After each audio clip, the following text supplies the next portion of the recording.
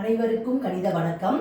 இப்போ பார்க்க போகிறது 7ஆம் வகுப்புக்குரிய கணக்கு 2ஆம் பருவம் பயிற்சி 3.1ல் 9ல் 4வது கணக்கை பார்க்க போகிறோம். அடுக்கு விதிகளை பயன்படுத்தி எளிய அடுக்கு வடிவில் சுருக்கி எழுதுக அப்படின்னு சொல்லி கொடுத்துருக்காங்க.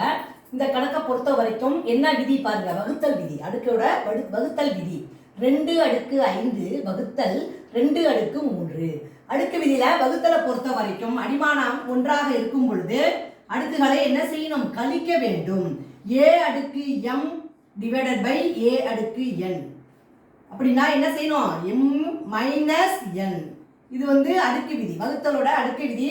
என்ன செய்யணும், a/m வகுத்தல் a/n ஆக இருக்கும் பொழுது வகுத்தல் விதியை பொறுத்த வரைக்கும் அடுக்குகளை அடிமானத்தை எழுதி அடுக்குகளை கழிக்க வேண்டும். இந்த கணக்கு கொடுக்கப்பட்ட கணக்கு அடிமானம் என்ன இருக்கு, 2 இருக்கு. 2 அப்படியே போட்டுக்கிறோம். அடுக்குகளை என்ன செய்யணும், கழிக்க வேண்டும். 5 - 3 2. 5ல் 3 போனால் எவ்வளவு, 2.